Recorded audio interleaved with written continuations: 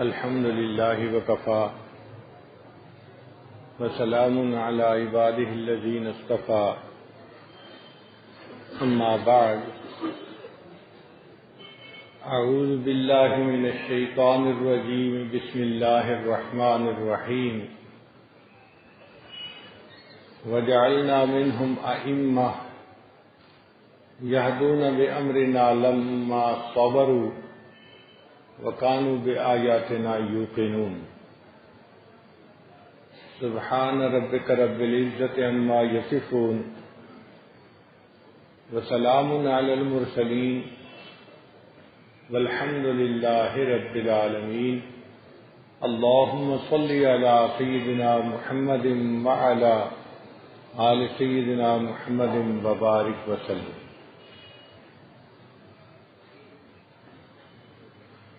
انسانی زندگی میں بہت ساری ایسی چیزیں ہوتی ہیں جن پہ وہ اعتماد کرتا ہے، جن کو وہ سچ سمجھتا ہے اور اس کا یقین ہوتا ہے کہ ایسا اگر کیا جائے گا تو ایسا ہوگا۔ مثال کے طور پر بجلی کی ننگی تار کو ہاتھ لگانا، ہر چھوٹے بڑے کا یقین ہے کہ اگر کوئی ہاتھ لگا دے گا، ہائی وولٹیج لائن ہوگی تو بندے کی وفات ہو سکتی ہے۔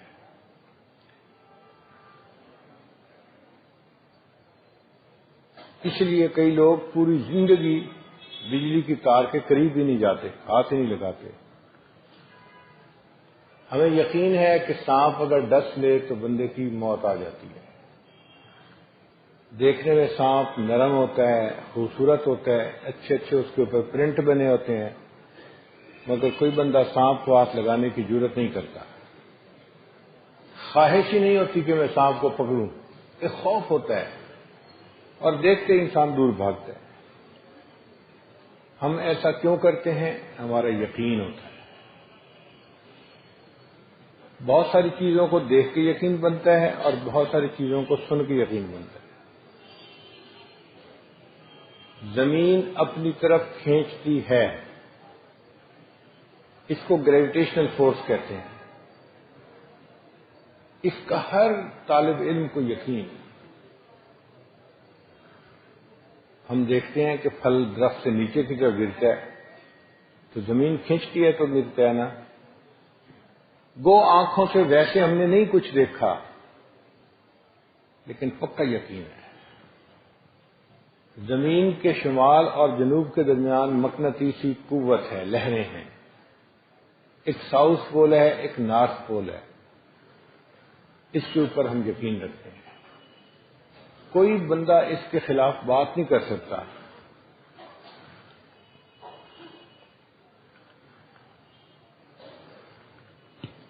تو یقین بنتا ہے مشاہدے سے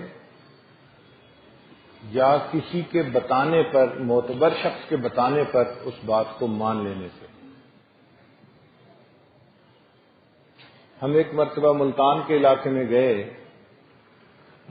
اور ایک جگہ پر عجیب پھنسے۔ ایک صاحب اپنے بیٹے کو لے کے آئے، وہ وکیل تھے اور بڑے بولنے والے صاحب تھے، اور وہ وکیل صاحب جو تھے وہ دہریہ تھے، تو والد ان کی طرف سے پریشان تھے۔ جس عالم کے پاس وہ والد صاحب لے کے جاتے تو وکیل صاحب اس عالم سے بحث کرتے، اور اتنی بحث کرتے کہ وہ سمجھانے والے بھی عاجز آ جاتے۔ اب اس دن ہماری شامت آئی تو ان کے والد صاحب لے کے ہمارے پاس آ گئے۔ یہ میرا بیٹا ہے جی، اور یہ دہریہ ہے، آپ اس کو سمجھائیں۔ میں نے ان سے تھوڑی سی بات کی وکیل صاحب سے۔ اس نے کہا جی نہیں، میں تو ڈارون تھیوری کو مانتا ہوں اور میں تو سائنس پڑھا ہوا نوجوان ہوں، تو میں ایسے قصے کہانیوں پہ اعتماد نہیں کرتا، میں تو دیکھتا ہوں تو دیکھ کے مانتا ہوں۔ میں نے انہیں کہا کہ انسان بہت سی چیزوں کو دیکھ کے مانتا ہے اور کچھ چیزوں کو بن دیکھے بھی مان لیتا ہے۔ کہتے جی لوگ مانتے ہوں گے، میں نہیں مانتا۔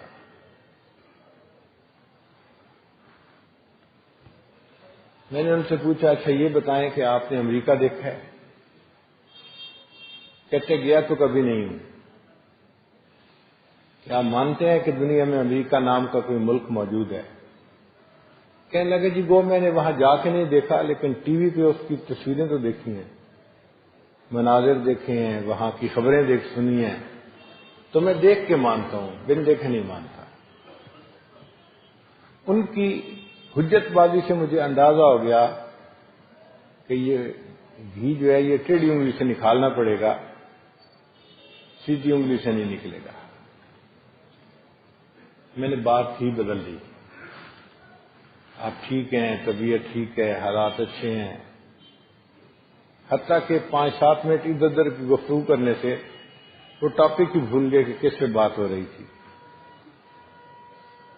پھر میں نے ان سے کہا کہ دیکھو جی ہم اتنی دیر سے بیٹھے بات کر رہے ہیں اور مجھے تو آپ کے نام کا بھی پتہ نہیں، آپ بتا سکتے ہیں کہ آپ کا اچھا نام کیا ہے؟ ان کا یہ نام ہے۔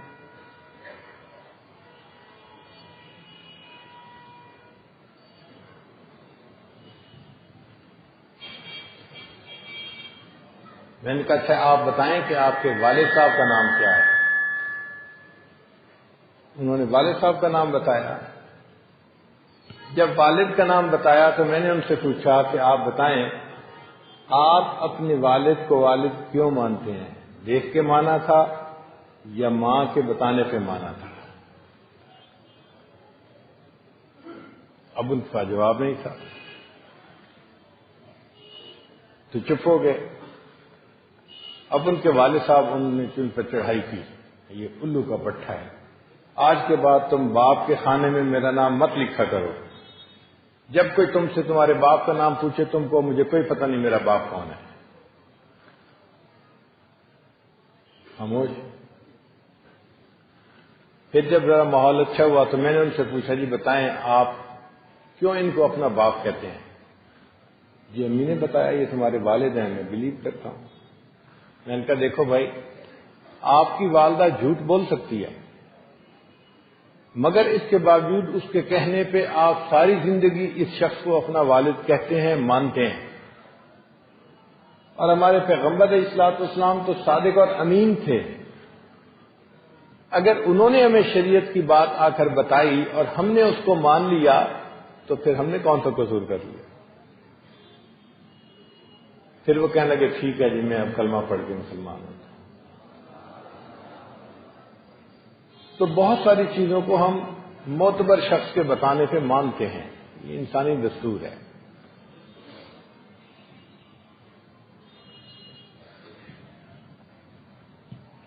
آج کا انسان جو گناہ کرتا ہے نا اس کی بنیادی وجہ کیا ہے؟ ہمارا یقین کمزور ہے۔ گناہ کرتے ہوئے ہمیں یہ خیال نہیں آتا کہ اس کی وجہ سے ہمیں آخرت میں بھی سزا ملے گی اور دنیا میں بھی سزا ملے گی۔ ابن تیمیہ رحمۃ اللہ علیہ نے اپنی کتاب میں گناہوں کے دنیاوی نقصانات پر بڑی تفصیل لکھی ہے، اور حضرت اکبر ثانی رحمۃ اللہ کی بھی مستقل ایک کتاب ہے کہ گناہ کے اندر دنیاوی نقصانات کیا ہیں۔ ان نقصانات کا یقین دل میں بیٹھا ہو تو انسان پھر گناہ کے قریب بھی نہیں جاتا۔ اس لیے اپنے یقین کو بنانے کی ضرورت ہے۔ ہسپتال میں جب کوئی مریض لایا جاتا ہے ایمرجنسی میں تو ڈاکٹر دیکھتا ہے کہ اس کو بخار ہے تو وہ اس کی رپورٹ بناتا ہے، اور رپورٹ بناتے وقت وہ لکھتا ہے کہ اس کو بخار کیوں ہے، اس کی امکانی وجوہات لکھتا ہے۔ یہ بخار انفیکشن کی وجہ سے بھی ہو سکتا ہے، یہ بخار وائرس کی وجہ سے بھی ہو سکتا ہے، یہ نمونیا بھی ہو سکتا ہے، یہ ملیریا بھی ہو سکتا ہے۔ تو یہ 4 وجوہات وہ چاروں لکھ دیتا ہے کہ جی یہ وجوہات ممکن ہیں، امکانی وجوہات یہ ہیں۔ ان کو انگریزی میں کہتے ہیں ڈفرینشیل ریزنز۔ تو بندے کو بخار تھا ڈاکٹر نے امکانی وجوہات کی لسٹ بنا دی. اب اس کو دوائی کس کی دینی ہے؟ اس کے لیے یقین ہونا ضروری ہے کہ بنیاد کیا تھی، وجہ کیا بنی. اس کے بلڈ کو لیبارٹری میں بھیجا جاتا ہے ٹیسٹ کے لیے. لیبارٹری والے ٹیسٹ کرتے ہیں اور ٹیسٹ کر کے وہ کہتے ہیں جی کہ اس کو ملیریا ہے. اب اس کے ملیریا کا علاج شروع کر دیا جاتا ہے. وہ جو لیبارٹری سے رپورٹ آئی اس کو کہتے ہیں ڈیفینیٹ ریزن. وہ پکی بات ہوتی ہے، کنفرم بات ہوتی ہے. ہم جو کچھ دنیا میں آنکھوں سے دیکھتے ہیں یہ امکانی وجوہات ہوتی ہیں، اور جو کچھ شریعت ہمیں بتاتی ہے وہ ڈیفینیٹ ریزن ہوتی ہے.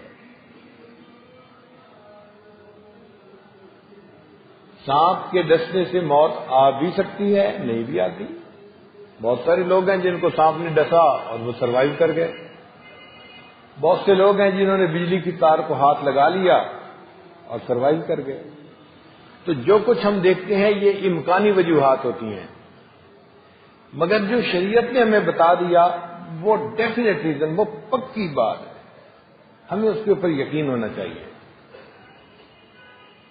جتنا ہمارا یقین پکا ہوگا اتنے ہمارے اعمال کرنے میں آسانی ہوگی.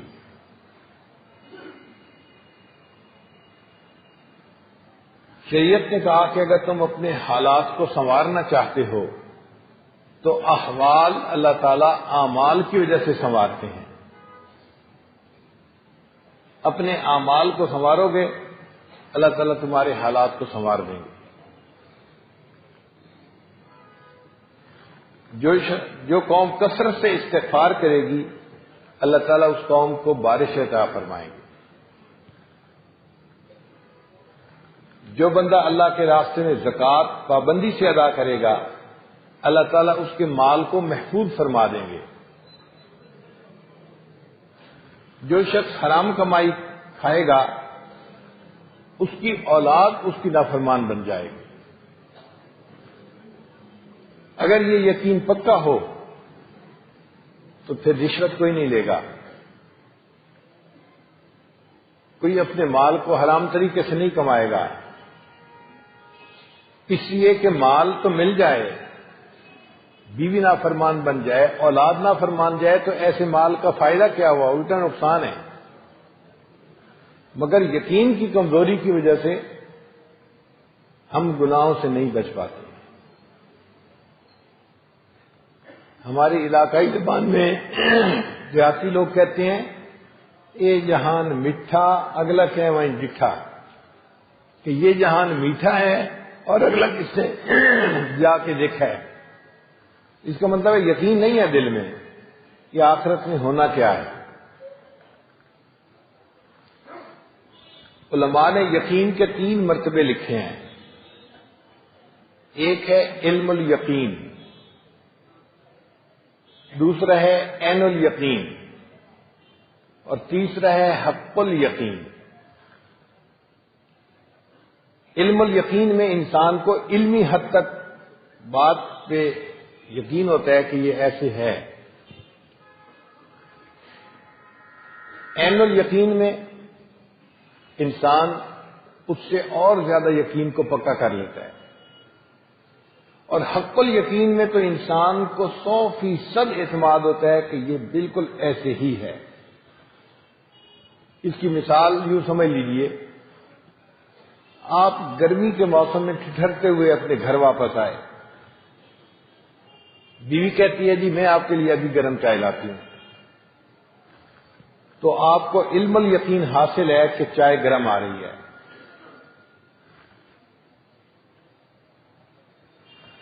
پھر بیوی آپ کے سامنے لا کے کپ چائے کا رکھ دیتی ہے دسترخوان پہ، تو آپ اس میں سے بخارات اٹھتے ہوئے دیکھتے ہیں. جب بخارات اٹھتے ہوئے دیکھے تو اس کو کہتے ہیں عین الیقین.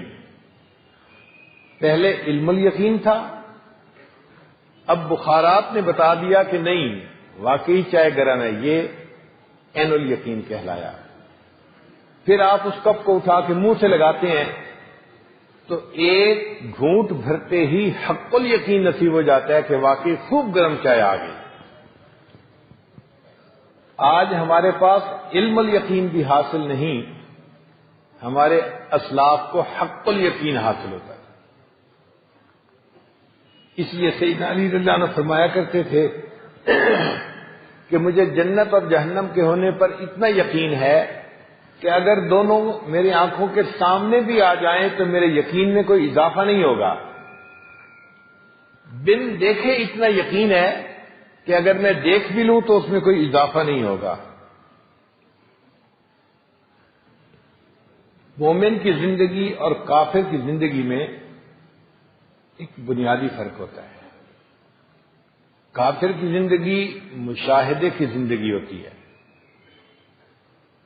اور مومن کی زندگی خبر کی زندگی ہوتی ہے۔ اس کی ذرا تفصیل سن لیجئے۔ سیدنا موسیٰ علیہ السلام کے ہاتھ میں عصا ہے، لاٹھی ہے۔ اللہ تعالیٰ پوچھتے ہیں وما تلک بیمینک یا موسیٰ، اے میرے پیارے موسیٰ علیہ السلام آپ کے ہاتھ میں کیا ہے؟ جواب دیا ہی عصائی، اے اللہ یہ لاٹھی ہے۔ پھر لاٹھی کے فائدے بھی گنوا دیے۔ اتوکا علیہا، میں اس پہ ٹیک لگاتا ہوں۔ واہش بہا علی غنمی، اور میں اپنی بکریوں کو بھی ہانکتا ہوں۔ ولی فیہا معارب اخری، اس میں میرے لیے اور بھی بڑے فائدے ہیں۔ اللہ تعالیٰ نے فرمایا القھا یا موسیٰ، اے موسیٰ علیہ السلام لاٹھی کو زمین پر ڈال دو۔ جب لاٹھی کو زمین پر ڈالا فإذا ہی حیۃ تسعی، وہ تو ایک دوڑنے والا اژدہا بن گیا۔ جب ایک جاندار سامنے نظر آیا تو انسانی فطرت ہے، اسے خوف آتا ہے۔ فأوجس فی نفسہ خیفۃ موسیٰ، موسیٰ علیہ السلام کو دل میں خوف محسوس ہوا۔ اور یہ جو طبعی خوف ہوتے ہیں نا، یہ مقام نبوت کے منافی نہیں ہوتا، یہ فطرت ہے انسان کی۔ تو موسیٰ علیہ السلام جب خوف زدہ ہونے لگے، اللہ تعالی نے فرمایا خذھا ولا تخف، ڈریے نہیں، اس کو آپ پکڑ لیجئے۔ سنعیدھا سیرتھا الاولی، ہم اسے پہلے والی سیرت عطا فرما دیں۔ تو موسیٰ علیہ السلام نے اژدہا کو ہاتھ لگایا، وہ پھر عصا بن گیا۔ قرآن مجید میں جو یہ واقعہ بیان ہوا تو اس کا مقصد کوئی تماشا دکھانا نہیں تھا، بلکہ حضرت موسیٰ علیہ السلام کو ایک سبق دینا مقصد تھا۔ اور وہ سبق کیا تھا؟ اے میرے پیارے موسیٰ علیہ السلام، جس چیز کو آپ فائدے کا سبب دیکھ رہے ہیں، میرا عصا ہے، میرے بڑے فائدے ہیں، ہمارے حکم سے آپ نے زمین پہ ڈالا تو وہ نقصان دینے والا اژدہا بن گیا۔ اور جس نقصان دینے والا اژدہا سے آپ خوف کھا رہے تھے، بھاگ رہے تھے، ہمارے حکم سے آپ نے ہاتھ لگایا تو وہ پھر اژدہا یعنی پھر لاٹھی بن گئی، نفع دینے والی چیز بن گئی۔ تو نفع اور نقصان ان اسباب میں نہیں ہے، ان چیزوں میں نہیں ہے۔ جہاں ہمارا حکم ہوتا ہے وہ چیز نفع والی بن جاتی ہے، اور جہاں حکم ہوتا ہے وہ چیز نقصان والی بن جاتی ہے۔ اب موسیٰ علیہ السلام نے یہ سبق پکا کر لیا۔ ان کی زندگی میں 3 واقعات آئے جب اللہ تعالی نے ان کا امتحان لیا۔ ایک واقعہ تو وہ کہ فرعون نے اپنے جادوگروں کو بلایا اور انہیں کہا کہ بھئی آپ موسیٰ علیہ السلام کے سامنے اپنے جادو دکھائیں۔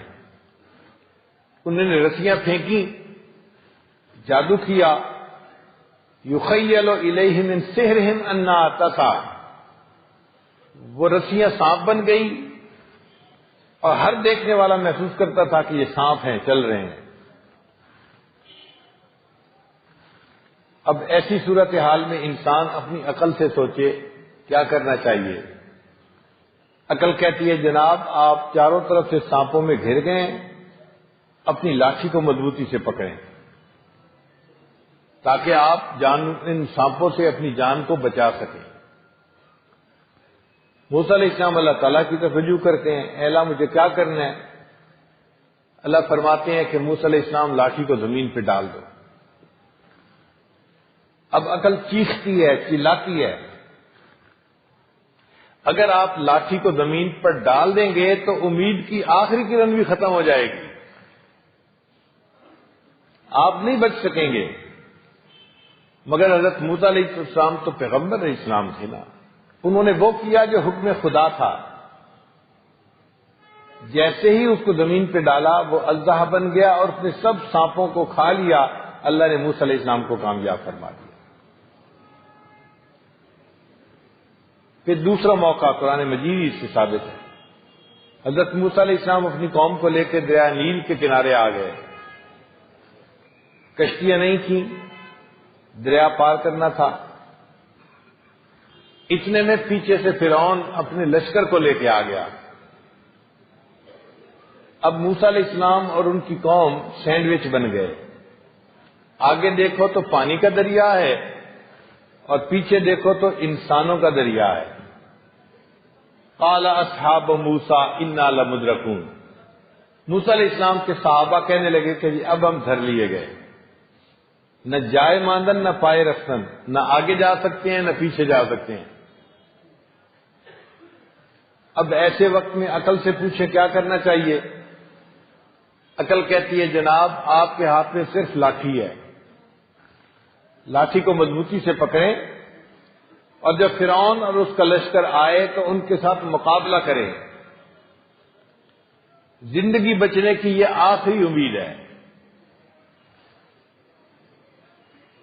موسیٰ علیہ السلام نے اللہ تعالیٰ کی طرف رجوع کیا، رب کریم کی طرف سے ارشاد ہوا ان اضرب بعصاک البحر، میرے پیارے موسیٰ علیہ السلام اس لاٹھی کو پانی پہ ماریے۔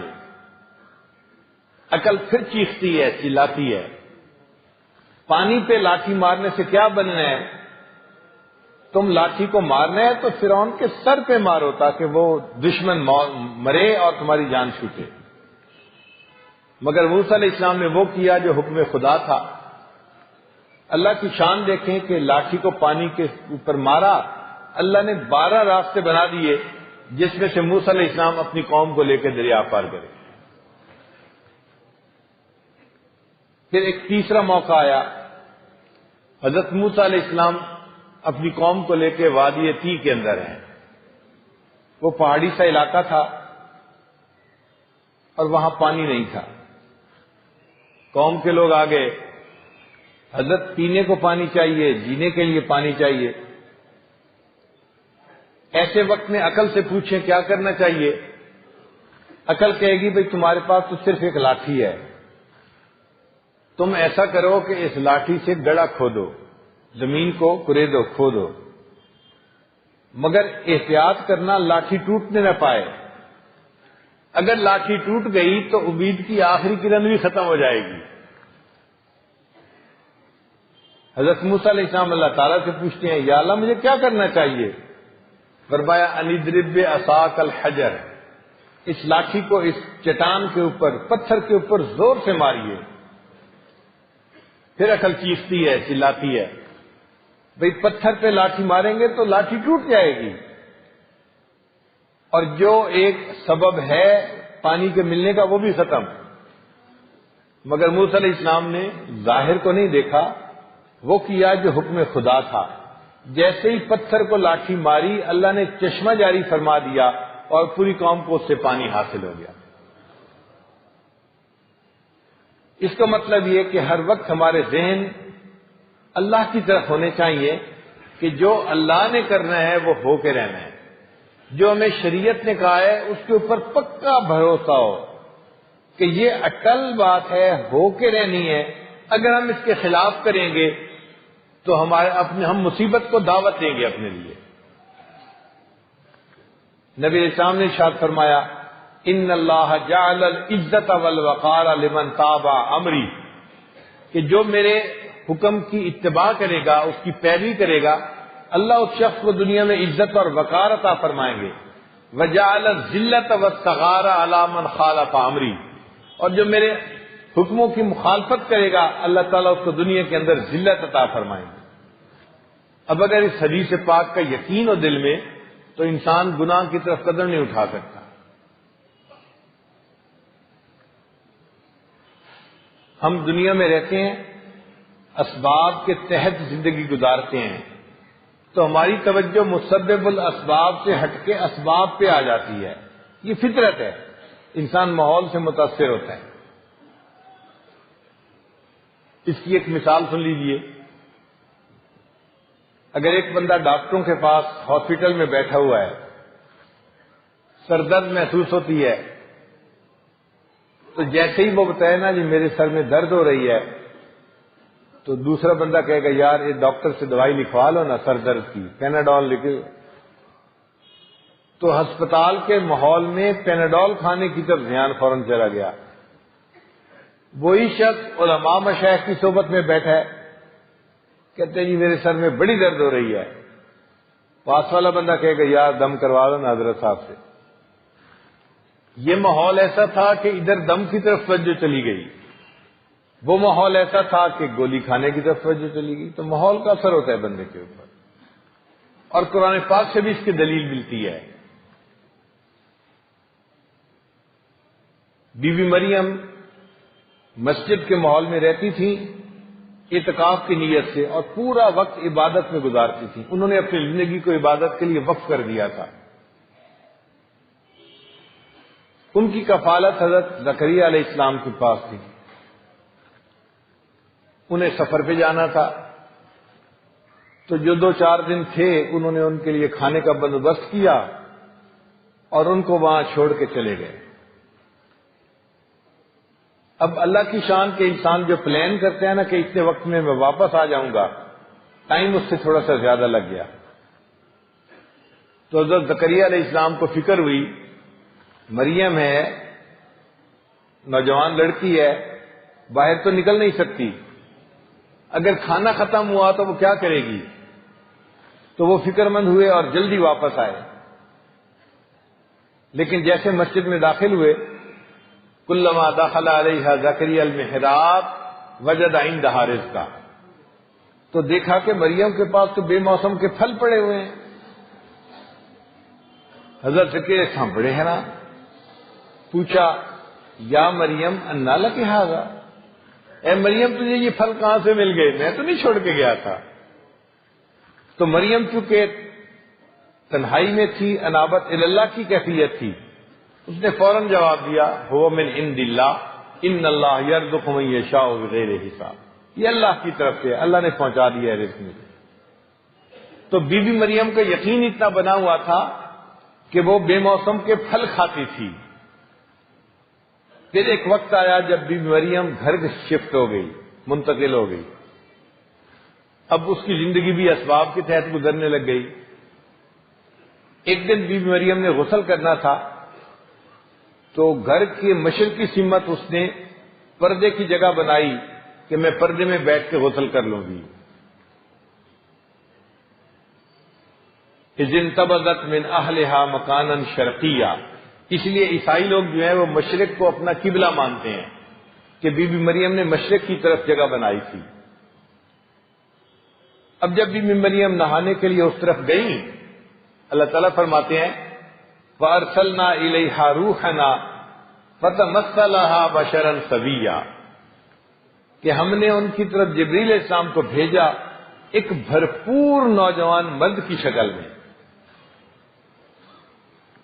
حضرت جبریل علیہ السلام وہاں پر ایک بھرپور نوجوان مرد جو ہوتا ہے اس کی شکل میں ان کے سامنے آئے. بی بی مریم نے دیکھا تو وہ گھبرا گئی، بھئی میں نے تو پرائیویسی کی جگہ بنائی تھی، اس جگہ پہ یہ مرد کہاں سے آ گیا. تو فوراً گھبرا کے کہا اعوذ بالرحمن منک ان کنت تقیا، میں رب کی پناہ مانگتی ہوں. تو جبریل علیہ السلام سمجھ گئے کہ مریم گھبرا گئی. تو جبریل علیہ السلام نے انہیں بتایا انما انا رسول ربک لأہب لک غلاما زکیا، کہ میں تیرے رب کی طرف سے بھیجا ہوا نمائندہ ہوں، تجھے نیک بیٹا دینے آیا ہوں. تو بی بی مریم کی گھبراہٹ ختم ہونے کی بجائے اور زیادہ ہو گئی، اس لیے کہ بی بی مریم جانتی تھی کہ بیٹے ہونے کے 2 اسباب ہوتے ہیں، یا تو عورت نکاح کرے یا عورت گناہ کرے، زنا کرے، اور ان کی زندگی میں یہ دونوں کام نہیں تھے. تو کہنے لگی انا یکون لی غلام، میرا بیٹا کیسے ہو سکتا ہے، ولم یمسسنی بشر، نہ کیا میں نے نکاح، ولم اکو بغیہ، نہ کیا میں نے زنا، تو میرا بیٹا کیسے ہو سکتا ہے؟ اب آپ دیکھیے اسباب کا اثر ہوتا ہے کہ نہیں؟ یہ وہی مریم ہے جو بے موسم کے پھل کھاتی تھی، اللہ کی طرف رجوع اتنا تھا، اور یہاں آنے والا فرشتہ کہتا ہے کہ تجھے بیٹا دینے کے لیے اللہ نے بھیجا، کہتی ہے میرا بیٹا کیسے ہو سکتا ہے؟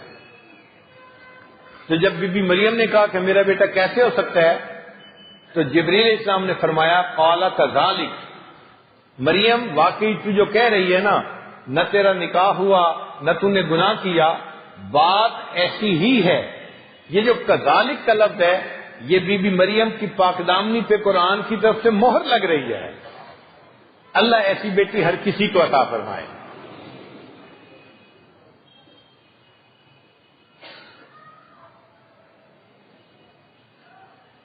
پھر جبریل السلام نے ان کی تسلی کے لیے کہہ دیا قال ربک هو علی ہین، کہ بی بی مریم تیرے رب نے کہا ہے کہ میرے لیے آسان ہے، یہ بیٹا تجھے پروردگار نے دینا ہے، کسی زلفوں والی سرکار نے نہیں دینا، کیوں گھبراتی ہے؟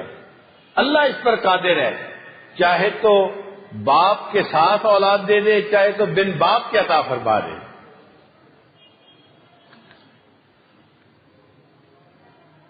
بی بی مریم حاملہ ہو گئی۔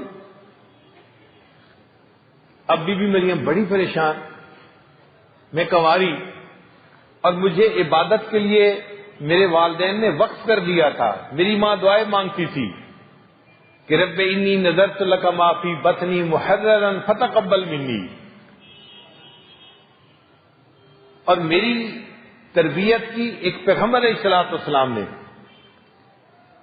اب میں کنواری حالت میں حاملہ اگر ہو گئی ہوں تو میں قوم کو کیا منہ دکھاؤں گی؟ چنانچہ بی بی مریم بہت مایوسی کے عالم میں، غم کے عالم میں ایک درخت کے نیچے، کھجور کے درخت کے نیچے جا کر بیٹھ گئی۔ جس طرح ایک ہارا ہوا جرنیل پریشان ہوتا ہے نا، بی بی مریم کی حالت اس وقت ایسی تھی، کہنے لگی یا لیتنی مت قبل ھذا وکنت نسیا منسیا، اے کاش میں اس سے پہلے مر گئی ہوتی، میرا تذکرہ ہی ختم ہو گیا ہوتا، یہ کیا معاملہ میرے ساتھ پیش آ گیا۔ پھر اللہ تعالیٰ بی بی مریم کی تسلی کے لیے فرماتے ہیں کہ تو گھبرا نہیں، وَهُزِّي إِلَيْكَ بِجِذْعِ النَّخْلَةِ تُسَاقِطْ عَلَيْكِ رُطَبًا جَنِيًّا، اس کھجور کو ہلا، تازہ کھجوریں تیرے سامنے گریں گی، فَكُلِي وَاشْرَبِي وَقَرِّي عَيْنًا، ان کھجوروں کو کھا، پانی پی، اور جب بچے کی ولادت ہو جائے تو بچے کو دیکھ اپنی آنکھوں سے۔ 14 سال گزرنے کے بعد آج سائنس کی دنیا میں ایک ماں بننے والی عورت کے لیے آج بھی یہ تین ہی چیزیں ہیں۔ جب عورت کو لیبر پینز ہوتی ہیں تو اس وقت اس کو میٹھا کھلاتے ہیں تاکہ وہ ڈپریشن کی کنڈیشن سے نکل جائے، پانی پیتی ہے، اور پھر جب بچے کی ولادت ہوتی ہے تو بچہ ماں دیکھتی ہے، اس سے اس کی جو تکلیف ہوتی ہے وہ ختم ہو جاتی ہے۔ قرآن پاک نے تینوں باتیں 1400 سال پہلے بتا دی۔ اب جب بچے کی ولادت ہو گئی تو بی بی مریم سوچ میں ہے کہ اس کو لے کے کہاں جاؤں گی، گھر والوں کو کیا منہ دکھاؤں گی؟ اللہ فرماتے ہیں تو بچے کو لے کے جا، اور جب تجھ سے کوئی پوچھے کہ یہ کہاں سے آیا تو بچے کی طرف اشارہ کر دینا اور کہنا کہ میں روزے سے ہوں، میں بول نہیں سکتی۔ آج شریعت محمدی کا روزہ کھانا پینا اور جماع سے پرہیز، یہ ہوتا ہے۔ اس زمانے کا روزہ جو تھا اس میں بولنا بھی نہیں ہوتا تھا، کسی سے کلام بھی نہیں کرتے تھے، وہ بھی بند ہو جاتا تھا۔ چنانچہ بی بی مریم اپنے بچے کو لے کے آئی اپنے بستی کی طرف، فَأَتَتْ بِهِ قَوْمَهَا تَحْمِلُ، جب بستی کے لوگوں نے دیکھا تو وہ تو تصور ہی نہیں کر سکتے تھے کہ جس لڑکی کی رخصتی نہیں ہوئی اس کو بیٹا کیسے ہو گیا۔ قالوا یا مریم لقد جئت شیئا فریا، کہنے لگے اے مریم یہ کیا طوفان چیز تو لے کے آ گئی ہمارے پاس. یا اخت ہارون، اے ہارون کی بہن، ما کان ابوک امرأ سوء وما کانت امک بغیہ، نہ تمہارا باپ برا تھا نہ تمہاری ماں بدکار تھی، تم اس ماں باپ کی بیٹی تھی جو نیک تھے، تم نے یہ کیا حرکت کر دی. اس آیت سے پتہ چلتا ہے کہ جب نوجوانوں سے کوئی غلطی سرزد ہوتی ہے تو غلطی ان کی ذات تک نہیں رہتی، وہ ان کے بڑوں کے اوپر بھی دھبا لگا کرتا ہے. قوم نے مریم کو برا نہیں کہا، پہلے تو بھائی کا نام لیا ہارون کی بہن، پھر کہا نہ تیرا باپ برا تھا نہ تیری ماں بری تھی، تو ماں باپ کا تذکرہ آیا. اس لیے نوجوان ایسے کاموں سے باز رہیں کہ جس کا دھبا ان کے ماں باپ کی عزت پہ لگ جائے. جب قوم نے یہ کہا تو فاشارت الیہ، بی بی مریم نے بچے کی طرف اشارہ کر دیا. قالوا، کہنے لگے کیف نکلم من کان فی المہد صبیا، چھوٹا بچہ جو یہاں گود گھوڑے میں ہے یہ ہم سے کیسے کلام کر سکتا ہے. تو اللہ تعالیٰ نے عیسیٰ علیہ السلام کو حکم فرمایا کہ تم گواہی دو اور اپنی والدہ کی پاک دامنی کو ثابت کرو. تو حضرت عیسیٰ علیہ السلام نے گواہی دی، قال انی عبد اللہ، میں اللہ کا بندہ ہوں، آتانی الکتاب وجعلنی نبیا وجعلنی مبارکا اینما کنت واوصانی بالصلاۃ والزکاۃ ما دمت حیا وبرا بوالدتی ولم یجعلنی جبارا شقیا ذلک عیسی ابن مریم قول الحق الذی فیہ یمترون. تو بی بی مریم کی پاک دامنی کی گواہی مل گئی. اب یہاں پہ ایک علمی نکتہ طلباء کے لیے کہ حضرت یوسف علیہ السلام پر بھی تہمت لگی تھی، مگر اللہ تعالیٰ نے ایک بچے کے ذریعے گواہی دلوا دی تھی، اور بچے نے ایک فکرہ بولا تھا، ایک فکرہ، اگر قمیص آگے سے پھٹا ہے تو مرد کا قصور ہے اور اگر پیچھے سے پھٹا ہے تو عورت کا قصور ہے. اتنے فکرے سے گواہی ہو گئی تھی اور پاک دامنی ثابت ہو گئی یوسف علیہ السلام کی. یہاں پہ گواہی کا انداز ذرا مختلف نظر آتا ہے کہ بی بی مریم کی گواہی دینی تھی تو عیسیٰ علیہ السلام نے بھی کلام کیا، مگر ایک فکرہ نہیں بولا، ایک پورا پیراگراف قرآن پاک کا ہے. تو طالب علم کے ذہن میں سوال پیدا ہوتا ہے ایسا کیوں ہوا؟ مفسرین نے اس نکتے کو بھی لکھا. وہ فرماتے ہیں کہ دیکھو، یوسف علیہ السلام پر بہتان لگانے والی ایک بندی تھی، زلیخا تھی، اور زلیخا کی بات کو رد کرنے کے لیے ایک بچے کا ایک فکرہ کافی تھا. یہاں بہتان لگانے والا ایک بندہ نہیں تھا، پوری بستی تھی، قوم تھی، ایک مجمع تھا، اور مجمع کی بات کو رد کرنے کے لیے ایک فکرے کی ضرورت نہیں ہوتی، تقریر کی ضرورت ہوتی ہے. تو رب کریم نے فرمایا میرے پیارے عیسیٰ علیہ السلام ذرا تقریر کیجیے ان کے سامنے، اور انہوں نے واقعی تقریر ہی کی، انی عبد اللہ آتانی الکتاب وجعلنی نبیا.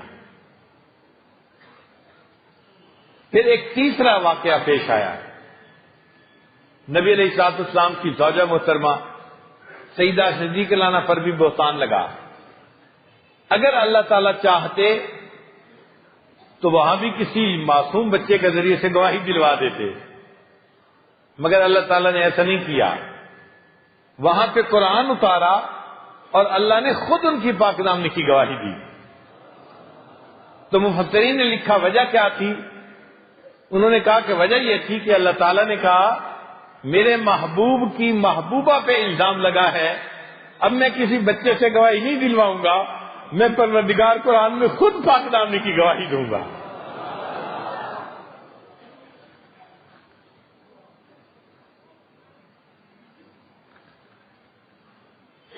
تو ایک بات ذہن میں رکھیے کہ جس انسان کا یقین مضبوط ہوتا ہے نا، اللہ تعالی اس کے ساتھ خیر کا معاملہ فرماتے ہیں، ذلت کے نقشوں میں سے عزت نکال دیتے ہیں، اور اللہ تعالیٰ رنج کے نقشوں میں سے اس کے لیے خوشی نکال دیا کرتے ہیں۔ جو سبب رنج کا ہوتا ہے وہی سبب خوشی کا بنتا ہے۔ اس کی مثال قرآن مجید میں سے فرعون کو اللہ تعالیٰ نے پانی میں ڈبویا۔ اگر اللہ تعالیٰ چاہتے کہ زمین میں دھسائیں جیسے قارون کو دھسایا تھا تو یہ بھی ممکن تھا، ہو سکتا تھا، مگر اللہ تعالیٰ نے فرعون کو پانی میں ڈبو کے کیوں مارا؟ اس کی وجہ یہ تھی کہ موسیٰ علیہ السلام کی والدہ کو جو رنج ملا تھا نا، وہ اپنے بیٹے کو پانی میں ڈالنے سے ملا تھا۔ جب بیٹے کو پانی میں ڈالا تھا تو دل افسردہ ہو گیا تھا، دل غمزدہ ہو گیا تھا۔ اللہ نے فرمایا میری بندی، پانی سبب بنائے نا تیرے رنج ہونے کا، اب اسی پانی کو میں تیرے لیے خوشی کا سبب بنا دوں گا۔ تو اللہ تعالیٰ نے فرعون کو پانی میں ڈبو کے مارا اور بنی اسرائیل کو اس سے خوشی حاصل ہوئی۔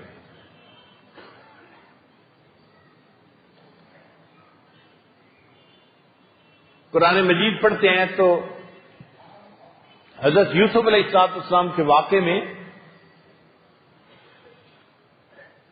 ایک جگہ پر بھائیوں نے معافی مانگی، یوسف علیہ السلام نے بھائیوں کو معاف کر دیا۔ پھر پوچھا بتاؤ بھائی میرے ابا جی کا کیا حال ہے؟ ان کا جناب آپ کی یاد میں اتنا روئے کہ آنکھیں پہ موتیا بند آ گیا، آنکھیں سفید ہو گئیں۔ وَابْيَضَّتْ عَيْنَاهُ مِنَ الْحُزْنِ فَهُوَ كَظِيمٌ، بینائی چلی گئی۔ تو یوسف علیہ السلام نے اس وقت یہ نہیں کہا اچھا میں دعا کرتا ہوں اللہ میرے والد کی بینائی ٹھیک کر دیں گے۔ یہ ایک آسان جواب تھا نا، اچھا والد صاحب کی بینائی چلی گئی، چلو میں دعا کر دیتا ہوں اللہ ان کی بینائی واپس کر دے، یہ آسان جواب تھا۔ نہیں، یوسف علیہ السلام نے کیا کہا؟ اذهبوا بقمیصی، میرے قمیص کو لے جاؤ اور اس قمیص کو جا کے والد کے چہرے کے ساتھ لگاؤ، فارتد بصیرا، اللہ ان کی بینائی کو واپس لوٹا دیں گے۔ تو طالب علم کے ذہن میں سوال پیدا ہوتا ہے بھئی قمیص بھیجنے کی کیا بات تھی، دعا کر دیتے کافی تھی۔ مفسرین نے لکھا نہیں، قمیص ہی تھی جس کی وجہ سے یعقوب علیہ السلام کو رنج ملا تھا۔ وَجَاءُوا أَبَاهُمْ عِشَاءً يَبْكُونَ، بھائی آئے تھے عشاء کے وقت یوسف علیہ السلام کی پھٹی ہوئی قمیص کو لے کے،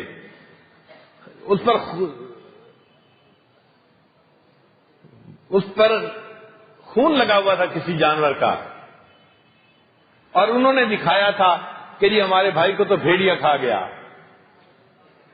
تو یعقوب علیہ السلام نے قمیص کو دیکھا تھا تو دل کو رنج ملا تھا۔ بدم کذب، جھوٹ موٹ کا خون تھا۔ اب جب اللہ نے بینائی لوٹانی تھی تو اللہ تعالیٰ نے دعا کے ذریعے سے بینائی نہیں لوٹائی۔ اللہ نے فرمایا میرے یوسف علیہ السلام اپنی قمیص کو بھیج دو، آپ کی قمیص ہی تھی جو والد صاحب کے لیے رنج کا سبب بنے گی، میں آج اسی قمیص کو ان کے لیے خوشی کا سبب بنا دیتا ہوں۔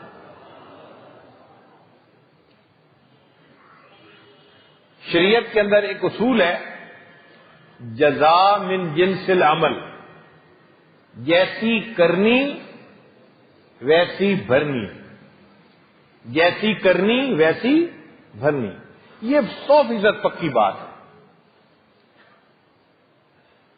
پکا یقین ہونا چاہیے ہمارا۔ ہم برا کریں گے ہمارے ساتھ نتیجہ برا نکلے گا، اچھا کریں گے نتیجہ اچھا نکلے گا، جیسی کرنی ویسی بھرنی۔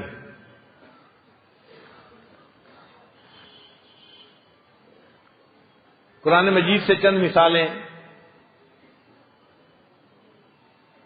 قرآن مجید میں ایک آیت ہے جس میں اللہ فرماتے ہیں فَلَا تَعْلَمُ نَفْسٌ مَّا أُخْفِيَ لَهُم مِّن قُرَّةِ أَعْيُنٍ، کوئی جی نہیں جانتا کہ جنت میں جو لوگ جا رہے ہیں ان کی آنکھوں کی ٹھنڈک کے لیے ہم نے وہاں کیا کیا بنا رکھا ہے۔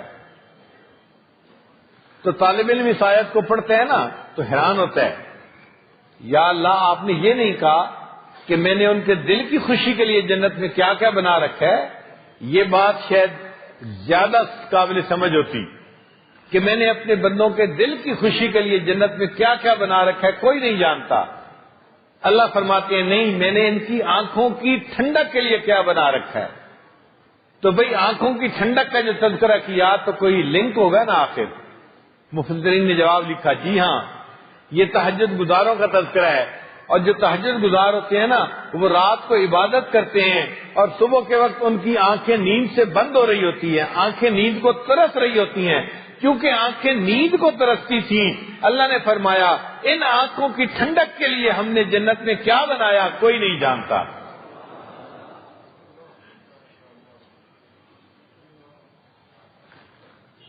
اللہ تعالیٰ نے قوم یہود کے چہروں کو مسخ فرما دیا۔ ان کو حکم تھا کہ تم ہفتے کے دن مچھلی نہیں پکڑ سکتے، اور اللہ کی شان دیکھیں کہ ہفتے کے دن مچھلیاں جو تھیں وہ پانی کی سطح کے اوپر اوپر ہوتی تھیں۔ تو دل ان کے بڑے للچاتے تھے کہ بھئی مچھلیاں پکڑنے سے منع کیا گیا اور مچھلیاں پکڑنی کتنی آسان ہے۔ تو انہوں نے اس کے لیے ایک ہیلا نکالا، دریا کے کنارے پہ گڑھے بنا لیے، پانی بھر دیا، جب ہفتے کے دن اوپر اوپر مچھلیاں ہوتی تو ان مچھلیوں کو ہانک کے ان گڑھوں کے اندر جو ہے لے آتے۔ اب مچھلیاں تو ٹریپ ہو جاتی، چھوٹے گڑھے میں ہیں، آسانی سے پکڑی جا سکتی ہیں۔ ہفتے کے دن پکڑتے نہیں تھے لیکن مچھلیوں کو ان گڑھوں کے اندر لے آتے تھے۔ تو اللہ تعالیٰ نے فرمایا اچھا میرے بندو، تم نے میرے حکم کو مسخ کیا ہے نا کہ ہم ہفتے کے دن پکڑتے تو نہیں لیکن مچھلیوں کو ہم گڑھوں میں ٹریپ کر لیتے ہیں تاکہ بعد میں پکڑنی آسان ہو جائیں گی۔ تم نے میرے حکموں کو مسخ کیا، اب اس کے جواب میں میں بھی تمہاری شکلوں کو مسخ کرتا ہوں۔ قلنا لهم كونوا قردة خاسئين، فرما دیا ہو جاؤ پھٹکارے ہوئے بندر۔ تو جیسا کیا ویسا ان کے ساتھ معاملہ ہوا، جیسی کرنی ویسی بھرنی۔ حدیث پاک میں ہم پڑھتے ہیں کہ نبی علیہ السلام نے ارشاد فرمایا کہ میری امت میں ایسے بھی لوگ ہوں گے کہ چند جو کے دانے بھی اللہ کے راستے میں خرچ کریں گے، اس کے بدلے اللہ ان کو جنت عطا فرما دیں گے۔ چند جو کے دانے بھی اگر خرچ کریں گے اللہ اس کے بدلے جنت دیں گے۔ اب طالب علم کے ذہن میں خیال آتا ہے جنت سونے چاندی سے بنی ہوئی، ہیرے موتی سے بنی ہوئی، سرخ یاقوت سے بنی ہوئی، اتنی قیمتی جنت، اور اللہ تعالیٰ چند جو کے دانوں کے بدلے جنت دے دیتے ہیں، اتنی سستی۔ تو اللہ تعالیٰ نے یہ فیصلہ کیوں کیا کہ چند جو کے دانوں کے بدلے اس امت کو جنت عطا کر دی جائے گی؟ مفسرین نے اس کا جواب لکھا، وہ فرماتے ہیں کہ دیکھو اللہ تعالیٰ نے آدم علیہ السلام کو چند گندم کے دانے کھانے پر جنت سے زمین پر بھیجا تھا، تو فرمایا کہ میرے بندو میں نے تمہارے والد کو چند گندم کے دانے کھانے پر جنت سے نکالا تھا، اب تم چند جو کے دانے میرے راستے میں خرچ کرو گے میں تمہیں پھر جنت عطا فرما دوں گا۔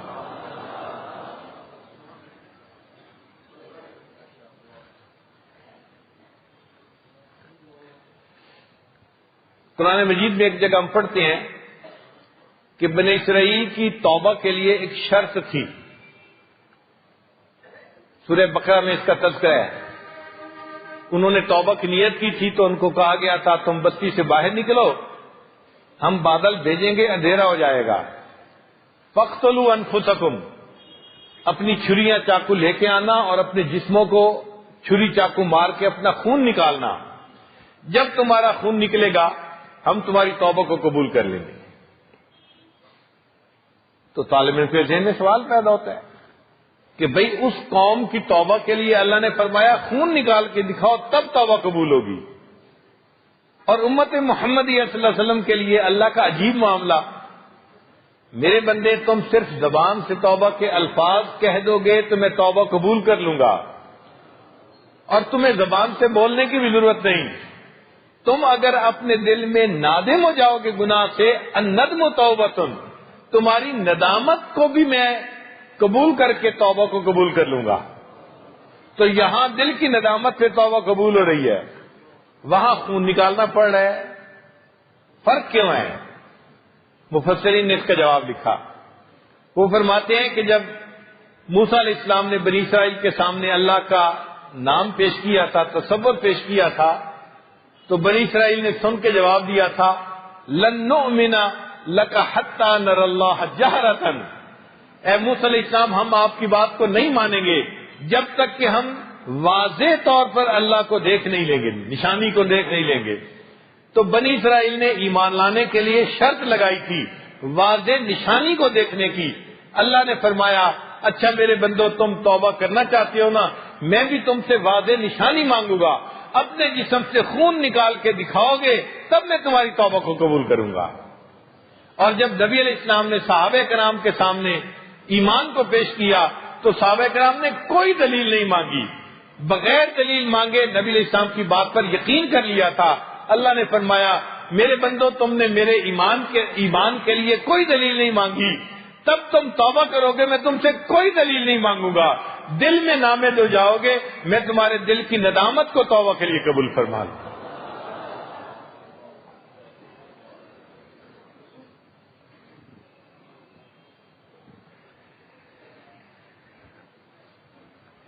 یمن کا ایک بادشاہ تھا ابرہہ، وہ اپنے ہاتھیوں کے لشکر کو لے کے آیا اور وہ چاہتا تھا کہ بیت اللہ کو گرا دے اور اس کی بجائے یمن میں ایک اور مرکز بنائے جو ساری دنیا اس کو مرکز سمجھے، تجارتی مرکز وہ بن جائے بیت اللہ کی بجائے۔ جب آیا تو اللہ تعالیٰ نے پرندوں کو بھیجا، ابابیل پرندے، نازک سا جاندار ہوتا ہے، چند بس چھوٹی سی ہڈیوں کا ڈھانچہ سمجھ لیجیے، ویسے بھی چڑیا کمزور ہوتی ہے اور ابابیل تو اور بھی زیادہ مختصر جانور ہوتا ہے، جاندار ہوتا ہے۔ انہوں نے کنکریاں پھینکی اور وہ کنکریاں ان ہاتھیوں کے اوپر، لشکر والوں کے اوپر ایسے آ کر لگی کہ ان کو کھائے ہوئے بھوسے کی مانند بنا دیا۔ فجعلہم کعصف مأکول۔ اب طالب علم کے ذہن میں سوال پیدا ہوتا ہے کہ جی ہاتھیوں کو اللہ تعالیٰ اگر چاہتے تو زمین میں دسا دیتے، کوئی بیماری ڈال دیتے، ہاتھی سارے مر جاتے، یہ بھی ایک طریقہ تھا۔ اللہ نے پرندوں سے ہاتھیوں کو کیوں مروایا، انسانوں کو کیوں مروایا؟ تو مفسرین نے اس کے دو جواب لکھے ہیں۔ ایک جواب تو یہ لکھا ہے کہ جانوروں میں سے ہاتھی سب سے زیادہ طاقت والا جانور ہوتا ہے، بہت طاقت ہوتی ہے، ہمیں اس کا اندازہ ہی نہیں کہ ہاتھی کے اندر طاقت کتنی ہوتی ہے۔ ایک مرتبہ افریقہ کے اخبار میں ہم نے خبر پڑھی کہ 5 شیر تھے، انہوں نے ایک ہاتھی پر حملہ کیا اور پوری رات اس کو زمین پر گرانے کے لیے وہ کوشش کرتے رہے، گھنٹوں کوشش کے باوجود وہ ہاتھی کو زمین پہ نہ گرا سکے، اتنا یہ سٹیبل اور طاقت والا جاندار ہوتا ہے۔ اور ہمیں بھی ایک مرتبہ اپنی زندگی میں اس کا تجربہ ہوا۔ ہم امریکہ میں سفر کر رہے تھے گاڑی پہ، نیو یارک سے واشنگٹن جانا تھا، فیملی کے ساتھ تھے اور چھوٹے چھوٹے بچے تھے، یہ حبیب اللہ، سیف اللہ اس وقت 3 سال 5 سال اس عمر کے، یعنی اس عمر میں تھے۔ جو گاڑی چلا رہے تھے وہ ہمارے قریبی حافظ صاحب ہیں۔ ایک جگہ پہ انہوں نے مجھے کہا کہ حضرت یہاں پر ایک جانوروں کے دیکھنے کا زو بنا ہوا ہے، یعنی یہاں سمجھنے کے لیے چڑیا گھر بنا ہوا ہے، اور اس کے بالکل دروازے کے اوپر اس وقت ایک شو جانوروں کا دکھایا جاتا ہے۔ اگر آپ اجازت دیں تو میں وہاں پہ 5-10 منٹ کے لیے گاڑی روک لیتا ہوں تو بچوں کو دکھا دیں گے۔ جب انہوں نے یہ کہا تو میں نے شعر پڑھا حافظ صاحب کے سامنے، مرغ دل را گلشن بہتر سے کوئے یار نیس، طالب دیدار را ذوق گل و گلزار نیس۔ کہ حافظ صاحب جو دل کا مرغ ہوتا ہے نا، اس کو گلشن کی بجائے کوئے یار دیکھنے کا مزہ آتا ہے، اور جو دیدار کا طالب ہوتا ہے اس کو گل و گلزار کی ضرورت پیش نہیں آتی۔ کیا دیکھنا وہاں جانوروں کا شو، چل رہے ہیں، چلتے رہے. اچھا بچے پیچھے تھے. اب حبیب اللہ کہنے لگا ابو جی جانوروں کا ہی کوئی شو ہے نا، تو اس کو دیکھنے میں کیا رکاوٹ ہے، کوئی شرن منع تو نہیں ہے. پھر سیف اللہ بھی بولنے لگ گیا. پھر چھوٹی بیٹی تھی، اس نے بھی کہا کہ ابو جی رک جائیں، 10 منٹ رکنے میں کیا حرج ہے. تو میں نے جب دیکھا کہ بھئی تینوں بچے مطالبہ کر رہے ہیں تو بچوں کے جائز مطالبات کو پورا کرنا ماں باپ کی ذمہ داری ہوتی ہے. میں نے کہا حافظ صاحب ٹھیک ہے روک لیں. حافظ صاحب نے گاڑی کا ٹرن لیا، ہم بالکل ہی ایگزٹ کے اوپر تھے، اور میرے خیال ہے 3 یا 5 منٹ میں ہم ایک بڑے دروازے کے اوپر پہنچ گئے. اب ہم گاڑی کے اندر بیٹھے ہوئے ہیں، لیکن ہم نے ایک عجیب تماشا دیکھا. ایک ہاتھی کھڑا ہوا ہے، اس کو انہوں نے بیلٹ باندھی ہوئی ہے، اور بیلٹ کے پیچھے اتنا موٹا رستہ ہے جو کم از کم کوئی 3-4 فرلانگ لمبا ہوگا، اور اس کو مردوں اور عورتوں نے، انگریزوں نے پکڑا ہوا ہے رستے کو. وہاں کا دستور یہ تھا کہ سارے دن میں جو تماشائی دیکھتے تھے اس چڑیا گھر کو، تو آخری وقت میں وہ ان تماش بین لوگوں سے ہاتھی کی رسہ کشی کروایا کرتے تھے.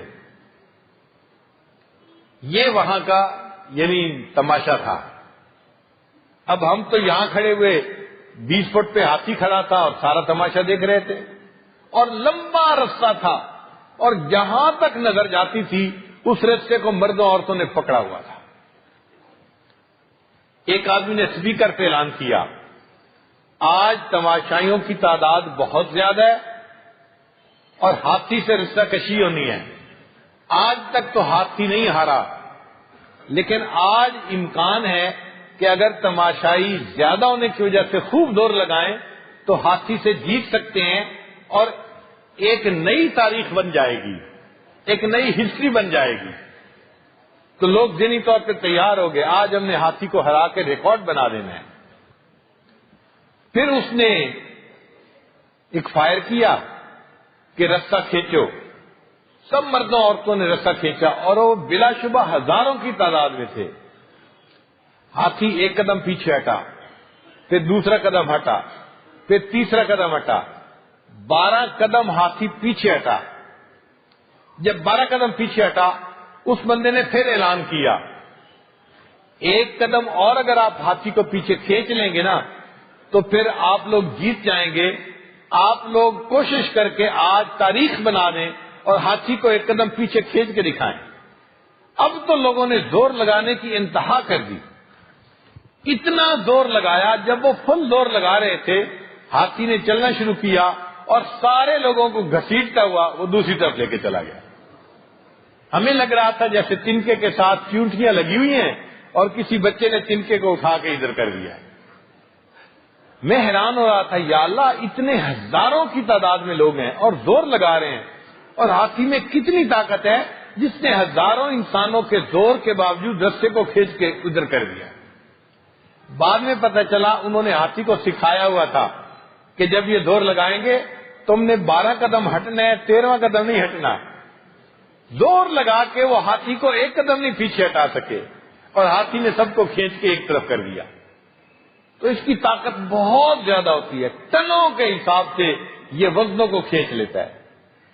تو مفسرین نے لکھا کہ چونکہ جانداروں میں ہاتھی سب سے زیادہ طاقتور ہوتا ہے، اللہ نے فرمایا اچھا میرے بندے تو سب سے زیادہ طاقتور جانور کو لے کے آیا ہے میرے گھر کو گرانے کے لیے، میں اس کے مقابلے میں جو جانداروں میں سب سے زیادہ کمزور جاندار ہوتا ہے نا، چھوٹا سا پرندہ، میں اس کو لاتا ہوں اور ایک کمزور پرندے سے اتنے مضبوط جانور کو مار کے دکھا دیتا ہوں.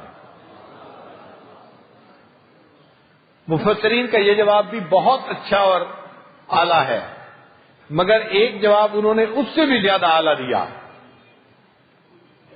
وہ جواب کیا؟ انہوں نے فرمایا کہ ابرہا اللہ تعالیٰ کی بنائی ہوئی ترتیب کو الٹنے چلا تھا. اللہ نے بیت اللہ کو عزت دی ہے، وہ اس عزت کو ختم کرنے چلا تھا، اور جس جگہ کی کوئی عزت نہیں وہاں گھر بنا کے اس کو عزت دینے چلا تھا. تو گویا اللہ کی ترتیب کو ختم کرنے چلا تھا. اللہ نے فرمایا میرے بندے میری بنائی ہوئی ترتیب کو الٹنے کے لیے آئے ہو، عزت والے گھر کی عزت مٹانے کے لیے، اور جس کی کوئی عزت نہیں اس کو عزت دلانے کے لیے تم آئے ہو۔ اچھا، میں بھی آج اپنی ترتیب کو بدلتا ہوں۔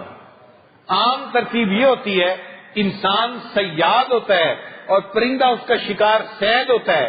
میں آج ترتیب بدل رہا ہوں، آج میں پرندوں کو صیاد بنا رہا ہوں اور انسان تجھے میں اس کا شکار صید بنا رہا ہوں۔ پرندے کنکریاں پھینکیں گے، تمہارے سروں پہ لگیں گی اور تمہیں کھائے ہوئے بھوسے کی طرح بنا کے رکھیں گے۔ تم ترتیب بدلنے چلے ہو، میں بھی آج ترتیب بدل کے دکھا دیتا ہوں۔ تو جیسی کرنی ویسی بھرنی، یہ پکی بات ہے۔ ہم اگر گناہ کریں گے تو ہمیں اس کا بدلہ، برا انجام دنیا میں بھی ملے گا، آخرت میں بھی ملے گا، اور اگر نیکی کریں گے تو ہمیں اس کا اچھا بدلہ دنیا میں بھی ملے گا، آخرت میں بھی ملے گا۔ ہمیں اللہ کے وعدوں پہ پکا یقین ہونا چاہیے۔ اگر یہ یقین پکا ہو گیا تو پھر ہم نیکی والی زندگی گزاریں گے اور گناہ سے دور بھاگیں گے۔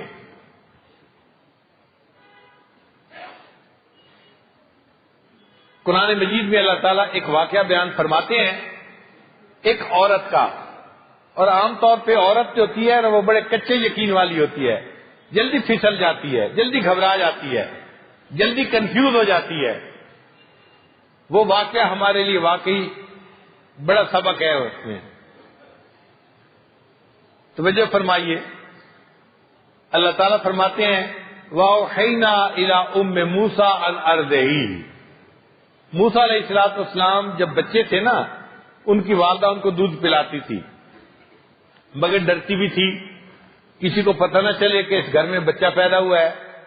اگر فرعون کے سپاہیوں کو پتہ چل گیا، وہ بچہ چھین کے لے جائیں گے اور بچے کو قتل کر دیں گے، تو ڈرتی گھبراتی بھی تھی۔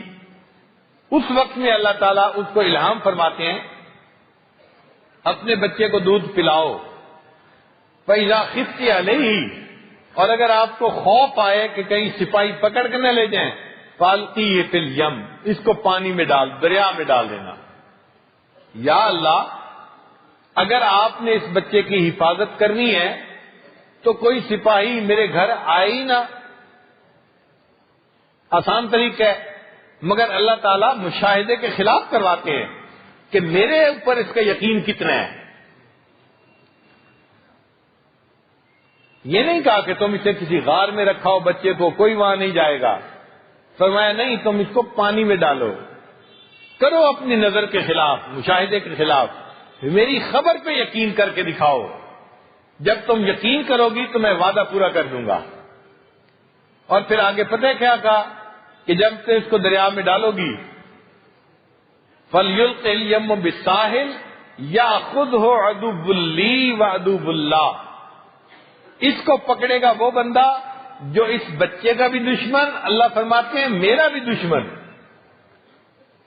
مگر ساتھ یہ بھی کہتے ہیں وَلَا تَخَافِي وَلَا تَحْزَنِي، خوف بھی نہ کھانا، دل میں غم زدہ بھی نہ ہونا، اِنَّا رَادُوهُ إِلَيْكَ، ہم اس بچے کو تمہارے پاس واپس لوٹائیں گے، وَجَاعِلُوهُ مِنَ الْمُرْسَلِينَ، اور ہم نے تو اس بچے کو رسولوں میں سے بنانا ہے۔ اب موسیٰ علیہ السلام کی ماں، والدہ جو ہے وہ عورت ذات ہے، اور بچے کے معاملے میں تو ماں ویسے ہی بڑی حساس ہوتی ہے، سینسٹیو ہوتی ہے، رسک نہیں لیتی۔ مگر موسیٰ علیہ السلام کی والدہ نے اللہ کے اس وعدے پر یقین کیا اور اپنے بچے کو ایک بکسے میں ڈال کے بکسے کو پانی کے حوالے کر دیا۔ عقل کہتی ہے یہ تمہارا بیٹا اب تمہیں زندہ حالت میں واپس نہیں مل سکتا، اس لیے کہ اگر تم بکسے کو واٹر ٹائٹ بناؤ گی تو وہ ایئر ٹائٹ بھی بن جائے گا، اور آکسیجن کی کمی کی وجہ سے سانس گھٹ کے بچہ مر جائے گا، اور اگر تم اس میں ہوا کے لیے سوراخ رکھو گی تو ان سوراخوں سے پانی اندر چلا جائے گا، بچہ ڈوب کے مر جائے گا، تو بچہ اب تمہارا نہیں بچ سکتا، یہ تمہیں دوبارہ کبھی نہیں ملے گا۔ مگر موسیٰ علیہ السلام کی والدہ نے اللہ کے وعدے پہ یقین کیا، بچے کو بکسے میں ڈالا، بکسے کو دریا کے اندر۔ اس کے دل کی کیا کیفیت ہوئی ہوگی جب وہ اس بکسے کو پانی میں جاتا ہوا آنکھوں سے دیکھ رہی ہوگی کہ میرا بچہ ہمیشہ کے لیے مجھ سے بچھڑ گیا۔ واپس گھر آ گئی۔ اب اللہ کی شان دیکھے، یہ بکسا تیرتے تیرتے تیرتے ایک جگہ پہنچا، وہاں فرعون اپنی بیوی کے ساتھ دریا کے کنارے چہل قدمی کے لیے رکا ہوا یعنی نکلا ہوا تھا، اور 800 غلام اس کے گرد پہرا دے رہے تھے. بادشاہ تھا نا. غلاموں نے جب دیکھا کہ بکسا تیر تو آ رہا ہے تو ایک غلام نے بکسا پکڑا اور اس کو لا کے فرعون کے حوالے کیا. فرعون نے کہا کہ کھولو بھائی. انہوں نے بکسا کھولا، اس میں ایک بچہ زندہ. اللہ فرماتے ہیں وَأَلْقَيْتُ عَلَيْكَ مَحَبَّةً مِّنِّي، اے میرے پیارے موسیٰ علیہ السلام ہم نے آپ کے اوپر محبت کی تجلی ڈال دی تھی. تو موسیٰ علیہ السلام کی آنکھیں اتنی خوبصورت تھیں کہ جو بندہ دیکھتا تھا اپنا دل دے بیٹھتا تھا. اب جب فرعون نے دیکھا تو بیوی بھی پاس تھی، اس نے بھی دیکھا. تو فرعون کی بیوی نے دیکھا کہ اتنا خوبصورت بچہ. تو فرعون کی بیوی کو پتا تھا کہ میرا باپ جو ہے نا، میرا خامن جو ہے بنی اسرائیل کے بچوں کو ذبح کروا دیتا ہے، بیٹیوں کو زندہ رکھتا ہے. اب یہ لڑکا جو آیا ہے تو یہ بھی بنی اسرائیل میں سے کسی کا ہوگا، تو یہ میرا خامن اس کو ذبح کروا دے گا. تو اس نے جیسے ہی بچے کو دیکھا نا فوراً اپنے خامن کو کہا لا تقتلوہ، تم نے اسے قتل نہیں کرنا، عسیٰ ان ینفعنا او نتخذہ ولدا، یہ ہمیں نفع پہنچائے گا، ہم اس کو اپنا بیٹا بنا لیں گے، ہم اس کو ایڈاپٹ کر لیتے ہیں، اپنا بیٹا بنا لیتے ہیں. اب جب بیوی نے فرمائش کی تو فرعون صاحب آگے سے نہ کر سکے، بھول گئے بچوں کو قتل کروانا. کہنے لگا ٹھیک ہے میں اس کو قتل نہیں کرواتا، ہم اس کو بیٹا بنا لیتے ہیں. اس کو عقل نے دھوکہ دیا کہ جب اس بچے کو میں اپنے گھر میں پالوں گا بیٹے کی طرح تو یہ بڑا ہو کہ مجھ سے کیوں تخت و تاج چھینے گا، یہ تو میرا دشمن نہیں ہو سکتا، یہ تو میرا احسان مند ہوگا، اس لیے اس کو پالنے میں کوئی حرج نہیں ہے. تو فرعون نے بھی بیوی کی بات مان لی. اب ذرا غور کیجئے، آج کل کی عورتیں شکوے کرتی ہیں اور یہ ہماری بات تو خامن مانتا ہی نہیں ہے. بھئی قرآن پڑھو، اتنا بڑا ظالم جابر بادشاہ فرعون وہ بھی بیوی کی بات مانتا تھا. قرآن گواہی دے رہا ہے. اب جب اس نے بچے کو ایڈاپٹ کر لیا کہ جی میں نے اس کو اپنا بیٹا بنا لیا ہے، تو پھر اس پر خوشی کا اظہار کرنا تھا. تو خوشی کا اظہار کرنے کے لیے اس نے جتنے غلام کھڑے تھے ان کو کہا کہ بھائی میں نے اس بچے کو اپنا بیٹا بنا لیا، میرا دل بڑا خوش ہے، میں تم سب کو آزاد کرتا ہوں. 800 غلاموں کو آزاد کر دیا. روح المعانی نے یہاں پر نقطہ لکھا کہ دیکھو اللہ والے جہاں بھی جاتے ہیں بندوں کے لیے نفس کی غلامی، شیطان کی غلامی یا بندوں کی غلامی کی نجات کا ذریعہ بن جاتے ہیں. موسیٰ علیہ السلام وہاں پہنچے، 800 بندوں کے لیے آزادی کا سبب بن گئے. اب فرعون اس بچے کو لے کے گھر آیا. اس زمانے میں یہ فیڈر کی مائیں نہیں ہوتی تھی، مائیں اپنا دودھ پلایا کرتی تھی. اللہ فرماتے ہیں وَحَرَّمْنَا عَلَيْهِ الْمَرَاضِعَ مِنْ قَبْلِ، ہم نے موسیٰ علیہ السلام پر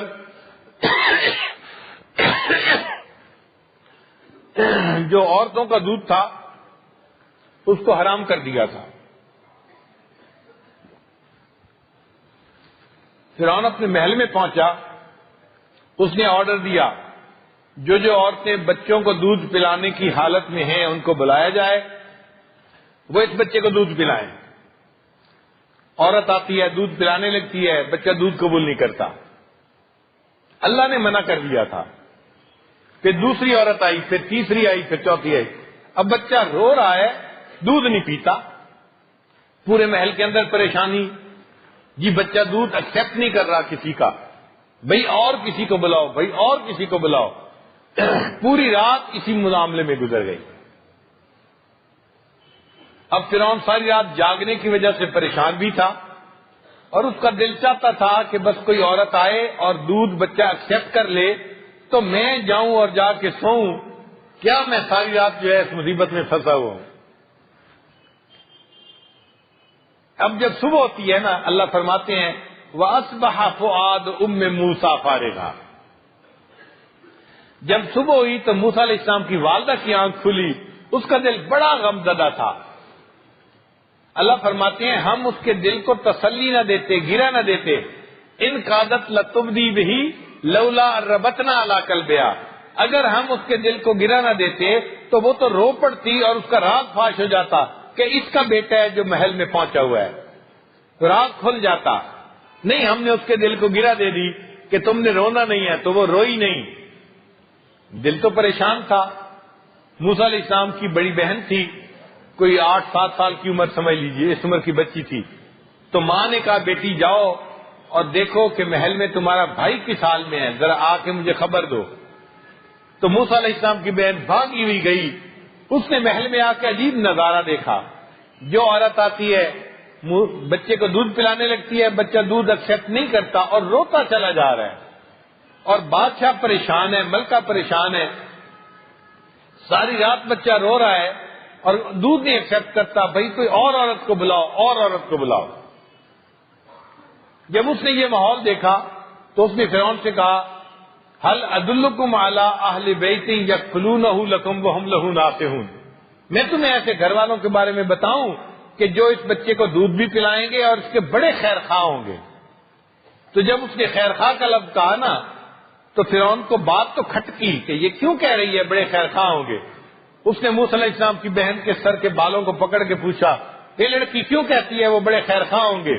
وہ بھی موسیٰ علیہ السلام کی بہن تھی. کہنے لگے جی ہم آپ کی رعایا ہیں، ہم خیر خواہی نہیں کریں گے تو کون آپ کی خیر خواہی کرے گا. فرعون کہنے لگا اچھا بلاؤ جس کو بلاتی ہو. لڑکی بھاگی آئی، اماں چلو، بھائی دودھ نہیں کسی کا پی رہا، آپ چلیں اس کو دودھ پلائیں. تو موسیٰ علیہ السلام کی والدہ آئی اور اس نے آ کے جیسے ہی بچے کو دودھ پلانا شروع کیا، بچے نے دودھ کو ایکسپٹ کر لیا. ایک شور مچ گیا، او جی بچے نے دودھ پی لیا ہے، اور بچہ اب چپ ہو گیا ہے. فرعون نیند سے ویسے ہی تھکا پڑا تھا. کہنے لگا اچھا میں تو جا رہا ہوں سونے کے لیے، جب تک میں جاگ کے واپس نہیں آنا اس عورت کو جانے نہیں دینا. فرعون سونے چلا گیا. ماں نے بچے کو دودھ پلایا. اب محل کا ہر بندہ اس عورت کا احترام کر رہا ہے. اس عورت کے دودھ کو بچے نے ایکسپٹ کر لیا اور کسی کا ذہن ہی نہیں جا رہا آخر یہ عورت ہے کون. اللہ کے کام دیکھو کیسے ہوتے ہیں. خیر جب فرعون تازہ دم ہو گیا، اٹھ کے آیا تو فرعون نے کہا کہ اس عورت کو کہ دیکھو ہمارا بچہ آپ کا دودھ پیتا ہے، اب آپ نے میرے محل سے جانا نہیں ہے. موسیٰ علیہ السلام کی والدہ نے جواب دیا کہ جی آپ کا محل ہے تو بہت اچھا، مگر اپنا گھونسلہ اپنا کچا ہو یا پکا. تو میں تو اپنے گھر میں جاؤں گی، اپنے خاوند بچوں کے ساتھ رہوں گی، میں یہاں تو نہیں رہ سکتی، تو میں تو جا رہی ہوں. اب فرعون بڑا پریشان. یہ عورت چلی گئی تو بچہ دودھ کیسے پیے گا، کیا بنے گا، میں نے اس کو بیٹا بنا لیا ہے. تو جب موسیٰ علیہ السلام کی والدہ اٹھی نہ جانے کے لیے تو فرعون کہتا ہے اچھا تم اب گھر تو جا رہی ہو، بچے کو بھی اپنے گھر لے جاؤ، اس کو وہیں پہ دودھ پلانا، میں تمہارے مہینے کی تنخواہ تمہارے گھر پہنچا دیا کروں گا. اللہ قرآن مجید میں فرماتے ہیں فَرَدَدْنَاهُ إِلَىٰ أُمِّهِ، ہم نے موسیٰ علیہ السلام کو لوٹا دیا اس کی ماں کے پاس.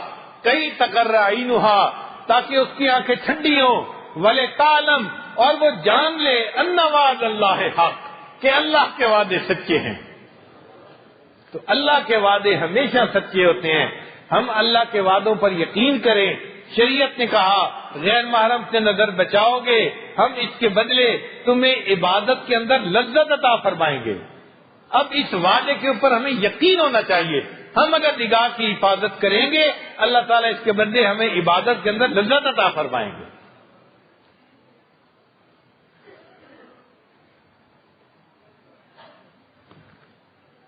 اب یہ یقین بنتا کیسے ہے، سوال یہ پیدا ہوتا ہے. یقین بنتا ہے اللہ کے راستے میں نکل کر دین کی دعوت دینے سے. جو دعوت و تبلیغ کا کام ہو رہا ہے نا، یہ بنیادی طور پہ یقین بنانے کی محنت ہے. لوگ کہتے ہیں جی مسلمانوں میں تبلیغ کرنے کی کیا ضرورت ہے، کافروں میں جا کے تبلیغ کریں. بھائی مسلمانوں میں تبلیغ نہیں کرتے، مسلمانوں کو یقین بنانے کی دعوت دیتے ہیں.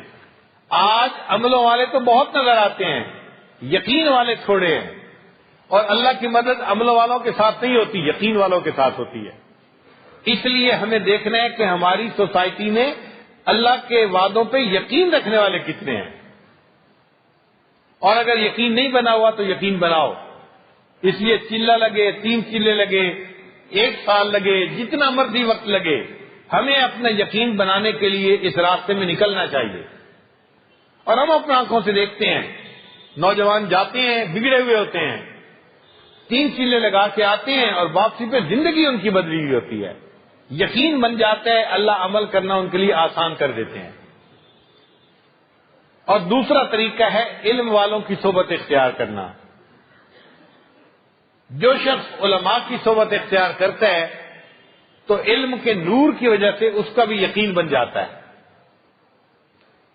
ہمارے اسلاف پہ یقین علم کے نور سے بنا ہوا تھا۔ دارالعلوم دیوبند کی جب بنیاد رکھی گئی تو حضرت مولانا قاسم نانوتوی رحمۃ اللہ علیہ نے 8 اصول بنائے، ان کو کہتے ہیں اصول ہشتگانہ۔ 8 اصول بنوائے، لکھوائے انہوں نے۔ ان میں سے ایک اصول یہ تھا کہ اگر دارالعلوم کے لیے مستقل آمدنی کا کوئی ذریعہ پیش کرے گا ہم اس کو قبول نہیں کریں گے، یہ اصول بنا دیا۔ یعنی کوئی بندہ آ کے کہتا ہے جی دارالعلوم کے اخراجات ہیں، میں 1 مربع وقف کرتا ہوں اس کے لیے، جو مربع کی آمدنی ہوگی دارالعلوم میں لگے گی، تو فرمایا ہم ایسا مستقل آمدنی کا کوئی ذریعہ قبول ہی نہیں کریں گے، یہ اصول بنا دیا۔ فرق دیکھو کتنا ہے۔ ہم رو رہے ہوتے ہیں حضرت دعا کیجئے، میں نے مدرسہ بنایا ہے، اللہ کوئی مستقل ذریعہ بنا دے، یہ جو ہر وقت کی ٹینشن ہے اس سے جان چھوٹ جائے۔ ہمارے ایمان اتنے کمزور ہیں، ہم مستقل آمدنی کے ذریعے بننے کے لیے دعائیں مانگتے ہیں جی۔ اور ہمارے اکابر کے یقین اتنا تھا، فرمایا کہ اگر کوئی مستقل آمدنی کا ذریعہ پیش کرے گا ہم اس ذریعے کو قبول ہی نہیں کریں گے۔ جو مشورے میں لوگ تھے انہوں نے کہا جی کہ آپ نے یہ نقطہ کیوں لکھوایا ہے؟ فرمایا اس لیے کہ اگر ہم نے اس ذریعے کو قبول کیا نظر اللہ سے ہٹ جائے گی، ذریعے پہ آ جائے گی، اللہ کی مدد رک جائے گی، ہمیں ایسے آمدنی کا کوئی ذریعہ قبول نہیں کرنا۔ تو یقین بنا ہوا تھا اور علم کے نور سے بنا تھا۔ اور تیسرا یقین بنتا ہے ذکر کی کثرت سے۔ جو بندہ کثرت سے اللہ کا ذکر کرتا ہے اللہ کے وعدوں پہ اس کا یقین بن جاتا ہے، ایمان مضبوط ہو جاتا ہے۔ چنانچہ ہمارے مشائخ حضرات کا جو یقین بنا ہوا تھا نا وہ ذکر کی کثرت سے بنا تھا۔ ایک اور عورت کا واقعہ سنا دیتے ہیں، بات ختم کر رہا ہوں میں۔ رابعہ بصریہ، اللہ کی نیک بندی۔ ایک دن ان کے ہاں مہمان آ گئے علماء، مغرب کا وقت ہو گیا، گھر میں جو خادمہ تھی وہ پریشان تھی کہ گھر میں تو کچھ بھی نہیں ہے کھانے کا انتظام اور اتنے مہمان موجود ہیں، ان کو ہم کھانا کیسے کھلائیں گے؟ جب رات کا وقت ہوا تو ایک آدمی نے دروازہ کھٹکھٹایا۔ رابعہ بصریہ نے خادمہ سے کہا دیکھو پتہ کرو کون ہے۔ وہ گئی، جی ایک بندہ ہے کھانا لایا ہے ہدیہ۔ رابعہ نے کہا اچھا دیکھو اس میں کتنی روٹیاں ہیں؟ اس نے کہا جی 9 روٹیاں ہیں۔ رابعہ نے کہا نہیں یہ کھانا میرے لیے نہیں ہے، اس بندے کو واپس لے جائے، میں قبول نہیں کرتی۔ اب خادمہ پریشان، مہمان بیٹھے ہوئے ہیں، کھانے کا وقت ہو چکا، اور اللہ نے اگر کھانا بھیجا ہے غیبی مدد کے طور پہ تو یہ کھانے کو واپس بھجوا رہی ہیں۔ خیر بندہ چلا گیا، اور دیر ہو گئی، خادمہ اور پریشان، مہمان بھوکے ہیں، ہم ان کو کھانا کیسے کھلائیں گے؟ اللہ کی شان دیکھیں، اور کچھ دیر گزری، پھر دروازہ کھٹکھٹایا گیا۔ رابعہ نے بھیجا خادمہ کو، جاؤ دیکھو کون۔ اس نے کہا جی کوئی بندہ کھانا لایا ہے۔ اس نے کہا گنو کتنی روٹی ہیں؟ جی 9 روٹی ہیں۔ اس نے کہا کہ اچھا اس کو کہو جائے واپس، یہ میرا کھانا نہیں کسی اور کا ہے۔ اب خادمہ نے ہاتھ جوڑ دیے، پہلے بھی آیا تھا واپس کر دیا، پھر اگر یہ کھانا اللہ نے رحمت سے بھیجا ہے اس کو واپس کر دیں گے تو مہمانوں کو کیا منہ دکھائیں گے؟ آپ کیوں قبول نہیں کرتی؟ رابعہ نے جواب دیا صبح کے وقت میں اٹھی تھی اور میرے پاس ایک روٹی میرے گھر میں موجود تھی. ایک فقیر مانگنے کے لیے دروازے پہ آیا, اس نے دستک دی اور میں نے وہ روٹی اٹھا کر اس فقیر کو دے دی. اب میرے اللہ کا وعدہ ہے من جاء بالحسنۃ فلہ عشر امثالھا, میں ایک کے بدلے 10 گنا بدلہ دینے والا ہوں. تو اللہ نے اگر بھیجا ہے تو یہ کھانا 10 روٹیاں ہونی چاہیے, 9 روٹیاں کیوں ہیں؟ یہ میرا رزق نہیں ہے, کسی اور کا رزق ہے. خادمہ نے معافی مانگی, آپ معاف کر دیں, روٹیاں 10 ہی تھیں, ایک میں اپنے حصے کے لیے رکھ رہی تھی, آپ کو 9 بتا رہی تھی. کہنے لگی اچھا اگر 10 ہیں تو یہ میرا رزق ہے, اللہ نے بھیجا ہے, مہمانوں کو کھانا کھلا دو. تو ذکر کی کثرت سے, علم کے نور سے اور دعوت و تبلیغ کی محنت سے یقین بنتا ہے.